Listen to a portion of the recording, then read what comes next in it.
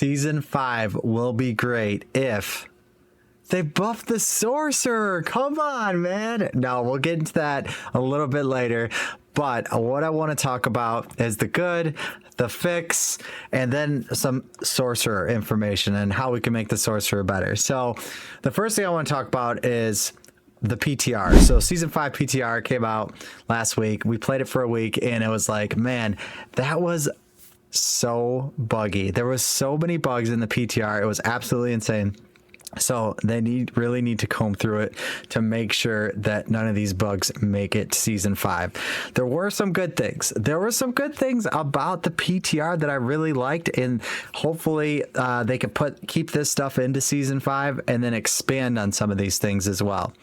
So the first thing I want to mention is killing the bosses.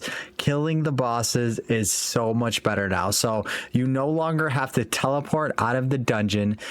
You just reset the boss right there so you could stay in your group, stay in your party, create a pile of loot, and continue to farm and farm over again on the bosses. So I love that change. That was such a nice change. We were having so much fun with that in the PTR. So I also like that we have new aspects, new uniques. Hopefully they make some of the older uniques a lot better. They said they were going to make some changes, right? They said, hey, we're going to make some changes to the old uniques too. And we're going to have that in season 5. So I'm excited to see what that looks like. But some of these classes need some serious buff, including the Sork. We got to make that happen. There's also new tempers. So for instance, I don't have to make a rogue to put critical strike on my sorcerer's weapon now. Also there's like the extra heads on the hydras, the lucky hit chance on the hydras. So there's so many different builds that you could do now in the PTR. There's new aspects for a lightning spear build. There's the chain lightning unique. So there's so many new builds and aspects, but if we are able to buff some of the classes, it will really come together really nicely. So it's easier to get whispers and Helltides because they condensed everything together. So Helltides feels a little bit better. I do love the Helltides. I still think it has great density and it's working really well. Treasure goblins drop a decent amount of loot now. So they upped the loot on the treasure goblins, which actually feels really good. I love the weapon changes. So Sork now could use a one-handed sword or a one-handed mace. The mace really doesn't matter. We're not going to be using too many maces, but the sword, you could use a Doombringer, and it actually works out on a lot of builds. So the Doombringer is really, really good for the sword, and the sword has critical strike damage on it. So it's going to be just a good weapon to have for Sork, and it's really nice to see that we are opening the possibilities up there. There also was some accessibility changes in the PTR that are really good, so you don't have to see, you have options of what you could see on your screen now. So you could get rid of vulnerable, you could get rid of white damage, you could get rid of a lot of different things you could see on the screen. So they did comb through the menu, they cleaned up some things, so you're able to see all the different things they fixed or made better in terms of a quality of life for the accessibility page in the PTR. So and that will definitely be in season 5 as well. And all these changes, except for actually all these changes will make it to the Eternal Realm too. So if you do play in the Eternal Realm and you weren't thinking about playing season 5, but you didn't know that all these changes were coming through, you can play all these different changes on season 5 when it comes out on August 6th. So all right, so now let's get into the fix. So as you can see right now, we're doing some Infernal Hordes on the screen. Man, this could be a lot of fun. We have to keep the fun alive. The fun is what's really, really important, right? So straight first, when you get a compass, right now it comes out of a Helltide's chest, which I think is fine. Keep them coming out of Helltide's chest. That made it easy to get the compass and play the actual new game mode. The compasses either need to stack or you need able to make it easier to comb through those because it does fill up your inventory pretty quick. uh, it needs to be time gated. So the Infernal Hordes needs to be time gated. So maybe they do higher than 8 tiers. That's what I was thinking, because the faster you do it should also give you the rewards and the gems to spend at the end. So not only do the mobs drop or some of the different things you pick, but the faster you do it, you actually get rewards based on that as well. So if you could clear a tier 8 in under 10 minutes, then you could, you get those rewards. Maybe they don't put the time gate on the boss. Once you enter the boss, you get as much time, and maybe they make the bosses a little bit harder because you get more time to kill the boss, whatever that looks like. But I think that they should time gate it, not make it to where 90 seconds, it feels like an eternity running through the Infernal Hordes. It is like 12 and a half minutes to do one Infernal Horde, because even the easiest ones that you kill instantly, you still have to stand there for 90 seconds.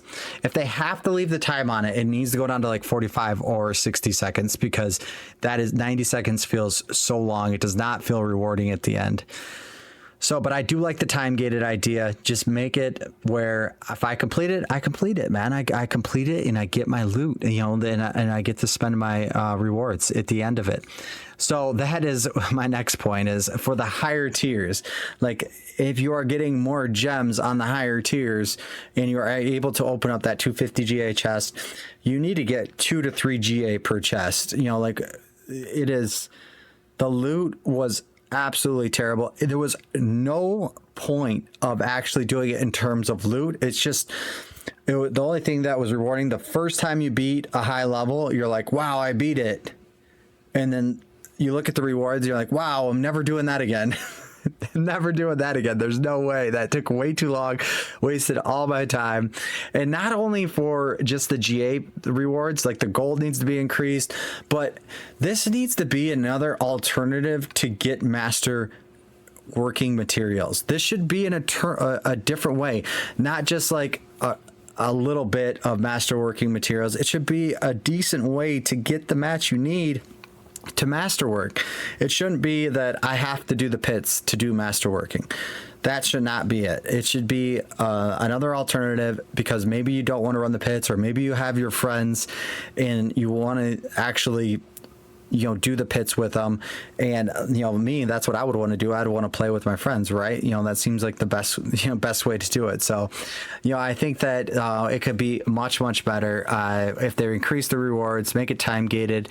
And I was thinking about it in World Tier 3. I didn't do any World Tier 3 Infernal Hordes, but man, that could be a really good way to level, so the Infernal Hordes is high density, so that could be a really cool way to level a character if they make some of these changes in it. So I think that leveling could be really fast in the Infernal Hordes because the density is so good. All right, let's jump into the pits. Man, the pits. Oh man, the pits was so bad. So in the PTR, you literally had to run around and look for mobs. So you were spending time running around looking for mobs. It should never be like that. Density needs to consistently be there for you to kill mobs and move on to the next pack. Move on to the next pack until you get to that boss. So then the one change that we've been talking about forever is when we group in a pit, we should not be at a disadvantage on the loot. Like, everyone should share the same loot. It should be, if the person that starts it gets 50, everybody gets 50. It takes just as much time, if not more, because it is harder. It's 100% harder to do the pits when you have a group of 4.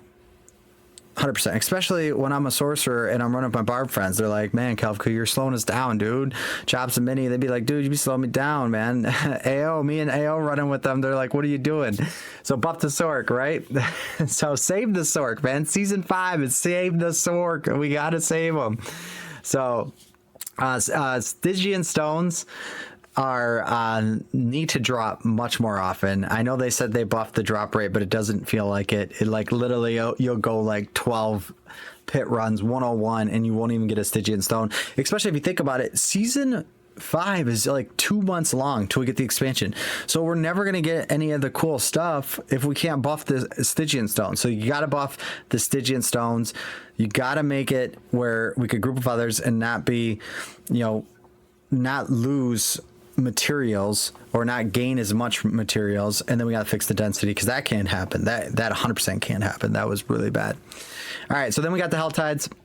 The Hell Tides, like I said, they did feel a little bit better, where all the whispers were more condensed together, which made it feel good. The Blood Maiden still needs to spawn faster. It takes way too long to have that Blood Maiden spawn. And that's something that could be easily fixed. Just make the animations a little bit less for the Blood Maiden to spawn. And then the drops of the blood hearts, or to summon the Blood Maiden, I think it's called hearts, they need to drop more. I don't feel like that they're dropping enough in the actual Hell Tides. And then the Mind Cage, the Profane Mind Cage was gone, so obviously that was a seasonal thing for season 4. That needs to come back, and then have it scale. So like I could click it 5 times, and now the monster levels are 150 or 160 or 6, 170 or 7. I think that would be a great change. And then the loot gets better. Make the loot get better when you do that, and more opportunities to get better loot. And then guaranteed whispers have to stack. So that's part, I know it's not really part of Hell Tides exactly, but there's a lot of whispers in Hell Tides. So make Hell Tides stack up to 100, not 10.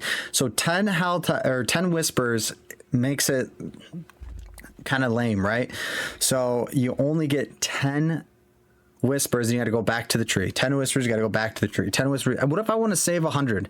I want to save 100 whispers for when I really need it. When I'm looking for this item, I could try to find it. So make the whispers be able to stack on your screen. Also, I like the guaranteed GA when you go to the whisper tree and it's orange. Give me a guaranteed GA. It could be 1 to 3. It doesn't matter, but I should get a guaranteed GA when it's orange. I think that would be really good. Make it only in World Tier 4. I think that would be fine. Then a couple other things that I want to talk about before we get into the sorcerer changes is enchanting. It took me 1.2 billion gold on the PTR to get Devouring Blaze on a neck piece. In 2 months, 99% of Diablo players are not going to farm 1.2 million to try to get Devouring Blaze or Conjure Mastery or whatever stat they want on their actual neck piece. They need to make it all the same. Cooldown reduction's another one. That one was like skilled, very low percentage chance to get cooldown reduction. They need to make it all the same. Make it all random. Make it all the same. That is not fair to the player base in mass to have that take so much mats, how much angel breath you need and gold you need to enchant is absolutely ridiculous, because generally you're only looking for the better ones anyways. You're only getting one chance. You're only getting one stat changed. Make that where that one stat actually helps. You know, like that one stat, like it actually helps because I'm able to do that at the enchanter. Yeah, it might cost 50 million or 100 million, but it doesn't need to cost 1.2 billion gold. Like seriously, that's crazy, man. That's so insane. So, and then lastly, take impairing reduction stat off. Nobody needs the impairing reductions. That's all I had for the good, the fix. We're going to save the Sork information for another video. We're already at almost 15 minutes for this video, so I don't want to keep it super long. But please, if you like the video, if you want some things to change in Season 5, make sure you share, like, and subscribe to the channel, because I know that if we get the word out there, we could help make some changes. Thank you guys again for watching. I really appreciate it. We'll see you in the next video.